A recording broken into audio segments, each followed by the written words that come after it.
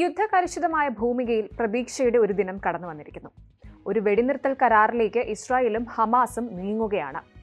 46,000-ലധികം ആളുകളുടെ മരണം, രക്തം ചിതറിയ നീണ്ട നാളുകൾക്ക് ശേഷം പ്രതീക്ഷയുടെ കിരണം.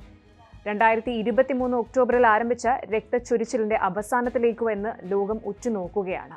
ഗാസയിലെ യുദ്ധം അവസാനിപ്പിക്കാൻ ഇസ്രായേലും ഹമാസും ഒരു മൾട്ടി ഫേസ് വെടിനിർത്തൽ കരാറിൽ എത്തിയതായി US പ്രസിഡന്റ് ജോ ബൈഡനും ഖത്തർ പ്രധാനമന്ത്രിയും പ്രഖ്യാപിച്ചു. ഖത്തർ പ്രധാനമന്ത്രി Sheikh Mohammed bin Abdul Rahman bin Jassim Al Thani ജനുവരി 15-ന് വെടിനിർത്തൽ കരാർ പ്രഖ്യാപിച്ചു. ജനുവരി 19 ഞായറാഴ്ച മുതൽ വെടിനിർത്തൽ കരാർ പ്രാബല്യത്തിൽ വരുമെന്നും അദ്ദേഹം കൂട്ടിച്ചേർത്തു. ഇത് യുദ്ധത്തിന്റെ അവസാന പേജായിരിക്കുമെന്ന് പ്രതീക്ഷിക്കുന്നുവെന്നും ഈ കരാറിന്റെ എല്ലാ നിബന്ധനകളും നടപ്പിലാക്കാൻ എല്ലാ കക്ഷികളും പ്രതിജ്ഞാബദ്ധരാകുമെന്ന് പ്രതീക്ഷിക്കുന്നുവെന്നും അദ്ദേഹം പറഞ്ഞു. ഈ കരാർ ഗാസയിലെ പോരാട്ടം അവസാനിപ്പിക്കുകയും പലസ്തീൻ സിവിലിയന്മാർക്ക് ആവശ്യമായ മാനുഷിക സഹായം വർദ്ധിപ്പിക്കുകയും 15 മാസത്തിലധികമായി തടവിലാക്കപ്പെട്ടിരിക്കുന്ന ബന്ദികളെ മോചിപ്പിക്കുകയും ചെയ്യുമെന്നും 2024 മെയ് മാസത്തിൽ UN സുരക്ഷാ കൗൺസിൽ അംഗീകരിച്ച ഒരു നിർദ്ദേശത്തിന് സമാനമാണെന്നും പടിയിറങ്ങുന്ന US പ്രസിഡന്റ് ജോ ബൈഡനും പറഞ്ഞു. 3 ഘട്ടങ്ങളായാണ് വെടിനിർത്തൽ കരാർ, ഓരോന്നും 6 ആഴ്ച നീണ്ടു നിൽക്കുന്ന തരത്തിൽ. കരാറിന്റെ വിശദാംശങ്ങൾ എന്താണെന്ന് സൂക്ഷ്മമായി ഒന്ന് പരിശോധിക്കാം. US, ഈജിപ്ത്, ഖത്തർ എന്നിവിടങ്ങളിൽ നിന്നുള്ള പ്രതിനിധികളുടെ മധ്യസ്ഥതയിലാണ് ഇസ്രായേലും ഹമാസും ഈ കരാറിലെത്തിയത്. ഖത്തർ തലസ്ഥാനമായ ദോഹയിൽ ആഴ്ചകൾ നീണ്ട പരോക്ഷ ചർച്ചകൾക്ക് ശേഷമാണ് കരാർ.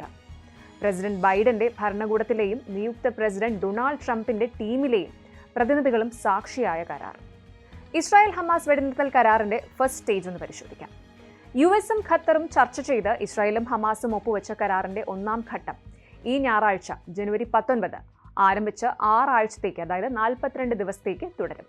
ബന്ദികളുടെയും തടവുകാരുടെയും കൈമാറ്റം.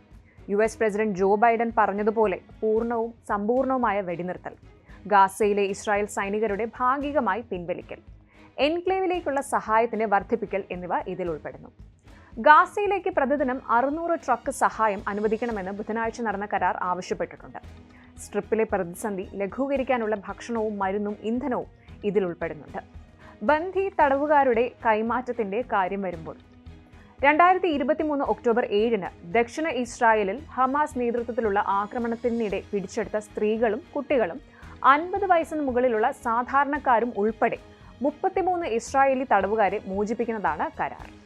ഈ ഘട്ടത്തിൽ ജീവപര്യന്തം തടവ് അനുഭവിക്കുന്ന തടവുകാർ ഉൾപ്പെടെ നിരവധി പലസ്തീൻ തടവുകാരെ ഇസ്രായേലും മോചിപ്പിക്കും. ഗാസയിലെ എല്ലാ പ്രദേശങ്ങളിലുമുള്ള പലസ്തീനികളെ അവരവരുടെ വീടുകളിലേക്ക് മടങ്ങാൻ ആദ്യഘട്ടം അനുവദിക്കുകയും ചെയ്യും. ഈജിപ്തിന്റെയും ഗാസയുടെയും അതിർത്തി പ്രദേശമായ ഫിലാഡൽഫി ഇടനാഴിയിൽ ഇസ്രായേൽ സൈന്യം തങ്ങളുടെ സാന്നിധ്യം കുറയ്ക്കുന്നതും ആദ്യഘട്ടത്തിൽ ഉൾപ്പെടുന്നു. ഇനി ഗാസ കരാറിന്റെ 2ാം ഘട്ടമാണ്. ഘട്ടം 1ന്റെ 16-ാം ദിവസം എല്ലാം ആസൂത്രണം ചെയ്തതുപോലെ തന്നെ നടക്കുകയാണെങ്കിൽ ഉൾപ്പെട്ടിരിക്കുന്ന എല്ലാ കക്ഷികളും ചർച്ചകൾ ആരംഭിക്കുകയും തുടർന്നുള്ള ഘട്ടത്തിന്റെ, അതായത് 3ാം ഘട്ടത്തിന്റെ അന്തിമ വിശദാംശങ്ങൾ പ്രഖ്യാപിക്കുകയും ചെയ്യും. പ്രസിഡന്റ് ബൈഡൻ 2ാം ഘട്ടത്തെ യുദ്ധത്തിന്റെ ശാശ്വത അന്ത്യം എന്ന് വിളിച്ചു. 2ാം ഘട്ട ചർച്ചകൾ തുടരുമ്പോൾ വെടിനിർത്തൽ നിലനിൽക്കുമെന്ന് ബൈഡൻ പറഞ്ഞു. 2ാം ഘട്ടത്തിൽ ബന്ദികളാക്കിയ പുരുഷ സൈനികരെ മോചിപ്പിക്കുകയും ശേഷിക്കുന്ന ഇസ്രായേൽ സൈന്യത്തെ പിൻവലിക്കുകയും വെടിനിർത്തൽ സ്ഥിരമാക്കുകയും ചെയ്യും. ഇനി ഘട്ടം 3-ൽ എന്ത് എന്നാണ്. ഗാസ വെടിനിർത്തൽ ഇടപാടിന്റെ 3ാം ഘട്ടത്തിൽ ബാക്കിയുള്ള ബന്ദികളുടെ മൃതദേഹങ്ങൾ തിരികെ കൊണ്ടുവരും.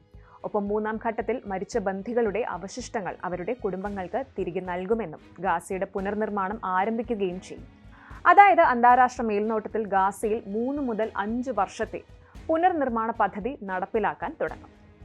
ഇസ്രായേലും ഹമാസും തമ്മിലുള്ള ഈ ഉടമ്പടി നടപ്പാക്കൽ ഉറപ്പുവരുത്താൻ USഉം ഈജിപ്തും ഖത്തറും ഒരു സംവിധാനവും ഒരുക്കിയിട്ടുണ്ടെന്ന് ഖത്തർ പ്രധാനമന്ത്രി അൽ താനി പറഞ്ഞു.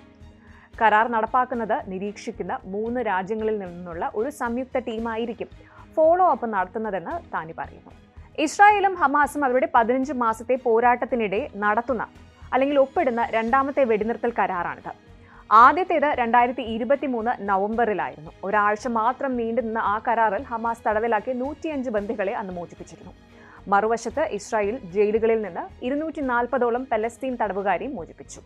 ഏറെ പ്രതീക്ഷയോടെ കാത്തിരുന്ന വെടിനിർത്തൽ പ്രഖ്യാപിച്ചതിന് തൊട്ടുപിന്നാലെ ആഹ്ലാദത്തിന്റെയും ആശ്വാസത്തിന്റെയും വികാരങ്ങൾ സ്ട്രിപ്പിലും ഇസ്രായേലിലും എങ്ങും പ്രതിഫലിച്ചു. പലസ്തീനികൾ ഒരു ദുസ്വപ്നത്തിന്റെ അവസാനമെന്ന് പറഞ്ഞപ്പോൾ ബന്ദികളുടെയും പലസ്തീനികളുടെയും കുടുംബങ്ങൾ വാർത്ത ആഘോഷമാക്കി. പലർക്കും ആശങ്കയുടെയും അതുപോലെ സന്തോഷത്തിന്റെയും സമ്മിശ്ര വികാരങ്ങളായിരുന്നു. പശ്ചിമേഷ്യൻ മേഖലയിൽ സമാധാനം സ്ഥാപിക്കാനുള്ള വെടിനിർത്തൽ കരാറും തുടർ നടപടികളും വളരെ പ്രതീക്ഷയോടെയാണ് ലോകരാജ്യങ്ങളും ഉറ്റുനോക്കുന്നത്. രക്തം ചീന്തിയുള്ള യുദ്ധമുഖങ്ങൾക്ക് താൽക്കാലികമായെങ്കിലും ഒരു വിരാമം ഉണ്ടാകുമോ എന്നുള്ള ഉത്തരം വരും ദിവസങ്ങൾ നൽകും.